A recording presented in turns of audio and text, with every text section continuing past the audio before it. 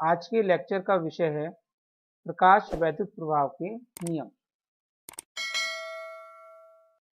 तो इससे पहले के वीडियो में जो कि फर्स्ट लेक्चर था, उस पर हमने समझा था कि प्रकाश वैद्युत प्रभाव फोटो इलेक्ट्रिक इफेक्ट क्या होता है और विभिन्न वैज्ञानिकों ने कैसे फोटो इलेक्ट्रिक इफेक्ट पर एक्सपेरिमेंट किए, फोटो इलेक्ट्रिक इफेक्ट पर प्रभाव गिरने वाले फैक्टर्स का उन्होंने अध्ययन किया और उनसे जो निष्कर्ष प्राप्त हुए उसके आधार पर उन्होंने कुछ नियम दिए जो कि हर धातु जिससे प्रकाश वैद्युत प्रभाव होता है और हर वो प्रकाश जिससे फोटो इलेक्ट्रिक इफेक्ट पॉसिबल है उन पर लागू होते हैं। तो प्रयोग के आधार पर पहला नियम दिया गया कि प्रकाश इलेक्ट्रॉनों के उत्सर्जन की दर आपतित प्रकाश की तीव्रता के अनुक्रमानुपाती होती है। इसका मतलब उन्होंने प्रयोगों में ये देखा था कि अगर हम जो हमने मेटल ली है, उसकी सरफेस ली है, उसको हम कांस्टेंट रखें, उस पर आने वाली लाइट की फ्रीक्वेंसी आवृत्ति को भी कांस्टेंट रखें और केवल उसकी तीव्रता इंटेंसिटी को चेंज करें, तो प्रकाश वैद्युत धारा फोटो इलेक्ट्रिक करंट का मान बढ़ जाता है।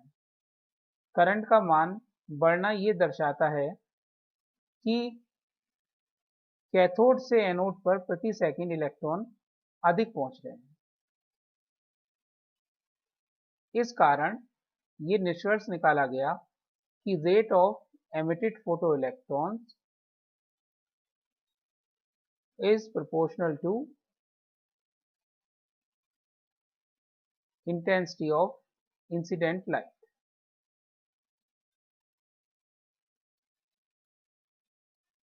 तो ये पहला नियम प्रयोग के आधार पर दिया गया। अब इसके बाद उन्होंने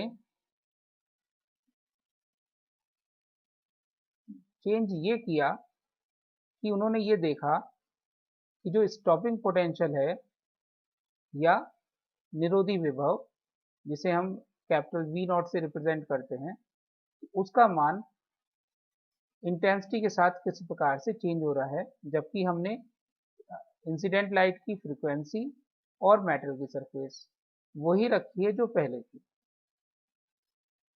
तो उन्होंने ये देखा कि जो स्टॉपिंग पोटेंशियल है वो इंटेंसिटी पर डिपेंड नहीं करता। तो इससे रिजल्ट ये निकला कि उत्सर्जित फोटो इलेक्ट्रॉन्स की काइनेटिक एनर्जी, उसका मान 0 से एक अधिकतम मान तक होता है,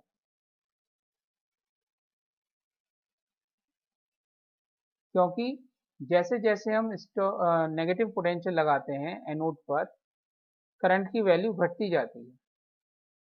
इससे हमें पता चला कि जो फोटो इलेक्ट्रॉन्स निकल रहे हैं उनकी काइनेटिक एनर्जी 0 से एक मैक्सिमम वैल्यू तक होती है, और जब stopping potential maximum kinetic energy वाले इलेक्ट्रॉनों को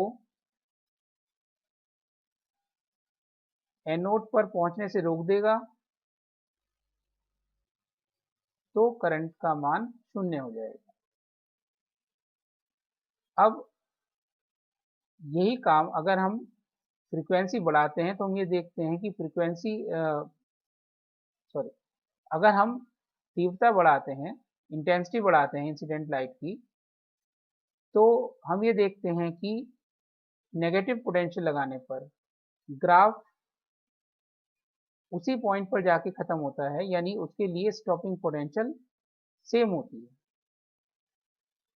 जिससे हमें पता चलता है कि जो मैक्सिमम काइनेटिक एनर्जी है उसका मान इंसिडेंट लाइट की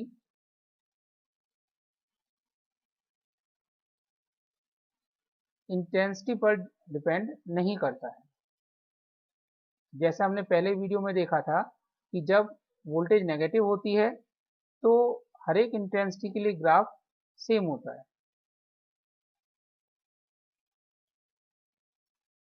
इससे प्रूव हुआ कि जो निकलने वाले इलेक्ट्रॉन हैं उनकी काइनेटिक एनर्जी इंटेंसिटी पर डिपेंड नहीं करती है। अब इसके बाद अब तो हमने देख लिया प्रभाव इसका इंटेंसिटी का इलेक्ट्रॉनों की संख्या पर और उनकी काइनेटिक एनर्जी पर। अब हम ये देखेंगे कि जो निकलने वाले इलेक्ट्रॉन हैं उनकी काइनेटिक एनर्जी किस चीज़ पर डिपेंड करती है, यानी फोटो इलेक्ट्रिक इफेक्ट के लिए जो स्टॉपिंग पोटेंशियल होता है वो किस चीज़ पर डिपेंड करता है। तो अब के साइंटिस्टों ने क्या किया कि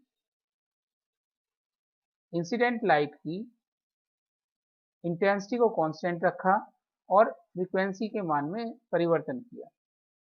तो उन्होंने ये देखा कि जैसे जैसे फ्रीक्वेंसी की वैल्यू बढ़ाते हैं स्टॉपिंग पोटेंशियल का मान बढ़ता है, जिससे पता चला कि प्रकाश इलेक्ट्रॉनों की अधिकतम गतिज ऊर्जा आपतित प्रकाश की आवृत्ति के अनुक्रमानुपाती होती है। तो अधिकतम गतिज ऊर्जा भी परिवर्तित होगी, साथ ही साथ जो शून्य से लेकर और मैक्सिमम तक की काइनेटिक एनर्जी है वो भी फ्रीक्वेंसी के साथ चेंज होंगी। इसलिए हमने ग्राफ में देखा था पिछले वीडियो में कि जो नेगेटिव पोटेंशियल के लिए ग्राफ आते हैं वो एक समान नहीं आते हैं, और जैसे जैसे फ्रीक्वेंसी बढ़ाते हैं वैसे वैसे स्टॉपिंग पोटेंशियल का मान बढ़ता जाता है। तो इससे पता चला कि maximum kinetic energy of photo electron depends upon frequency of incident light. हमने एक ग्राफ और प्लॉट किया था जिसमें स्टॉपिंग पोटेंशियल और फ्रीक्वेंसी के बीच में स्ट्रेट लाइन आती है। उससे भी पता चलता है कि जो मैक्सिमम काइनेटिक एनर्जी है वो फ्रीक्वेंसी के प्रोपोर्शनल है। और इसके बाद उस ग्राफ से हम देखते हैं जो कि स्ट्रेट लाइन आ रही है स्टॉपिंग पोटेंशियल और फ्रीक्वेंसी के बीच, कि वो ओरिजिन से स्टार्ट नहीं होता है, वो एक डेफिनेट फ्रीक्वेंसी के बाद से स्टार्ट होता है, जिससे ये पता चलता है कि प्रकाश इलेक्ट्रॉनों का उत्सर्जन तब तक नहीं हो सकता जब तक कि इंसिडेंट लाइट की फ्रीक्वेंसी का मान एक विशेष मान से कम होता है।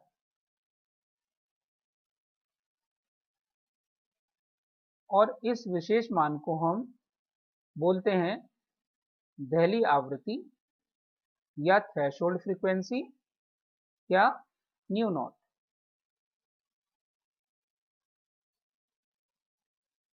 तो हर एक धातु के लिए, हर एक सरफेस के लिए थ्रेशोल्ड फ्रीक्वेंसी की वैल्यू अलग अलग होती है। तो अगर हम ग्राफ प्लॉट करते हैं, जैसे कि पहले वीडियो में देखा था हमने, ग्राफ प्लॉट करते हैं अलग अलग सरफेसेस के लिए, तो जो स्टॉपिंग पोटेंशियल और फ्रीक्वेंसी के बीच में ग्राफ है वो आते तो स्ट्रेट लाइन है, सबके स्लोप एक समान होते हैं, लेकिन उनकी स्टार्टिंग अलग अलग फ्रीक्वेंसी से होती है। तो अलग अलग फ्रीक्वेंसी से स्टार्ट होना ये बताता है कि अलग अलग सरफेस की थ्रेशोल्ड फ्रीक्वेंसी अलग अलग होगी।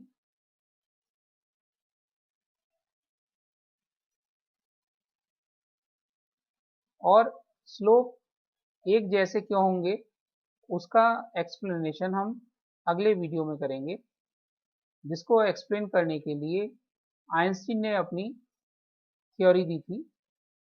तो उससे पता चलेगा कि कैसे वो स्ट्रेट लाइन आती हैं और सबके स्लोप एक समान होते हैं। तो इस प्रकार हम फोटो इलेक्ट्रिक इफेक्ट के लिए इंसिडेंट लाइट का फ्रीक्वेंसी का मान एक विशेष मान से अधिक लेना पड़ेगा। ऐसा नहीं है कि हम केवल उसकी इंटेंसिटी को बढ़ाते चले जाएं और फोटो इलेक्ट्रिक इफेक्ट हो जाएगा, जब तक कि फ्रीक्वेंसी का मान थ्रेशोल्ड फ्रीक्वेंसी से कम है।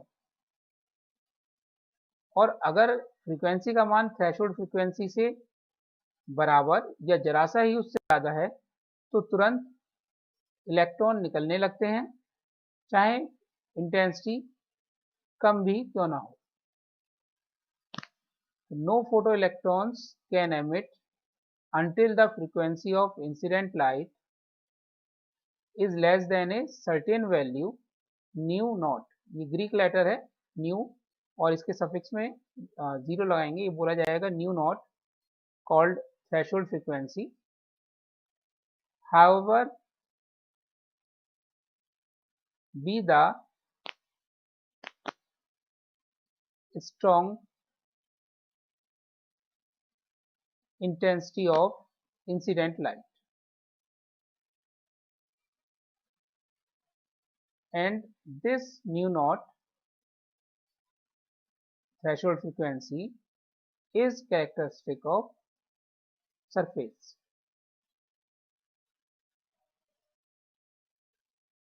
तो इस प्रकार से ये 4 नियम आए और एक नियम और आया जिसे हम प्रकाश वैद्युत प्रभाव का 5वां नियम कहते हैं।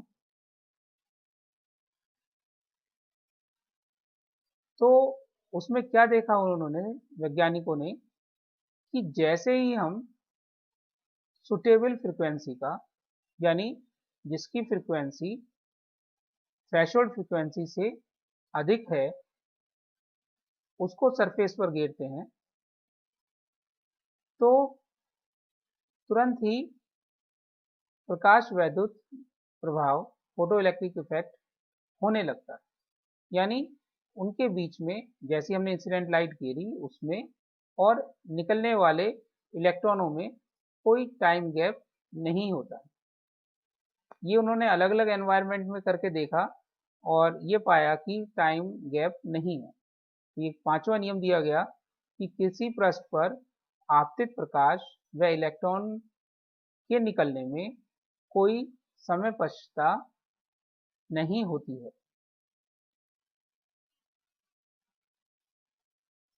ऐसा नहीं होगा कि हमने प्रकाश घेरा उसके 1 मिनट बाद 2 मिनट बाद फोटो इलेक्ट्रॉन्स उसमें से निकलेंगे। ये काम इतनी तेजी से होता है कि उनके बीच में कोई टाइम गैप नहीं महसूस होता है।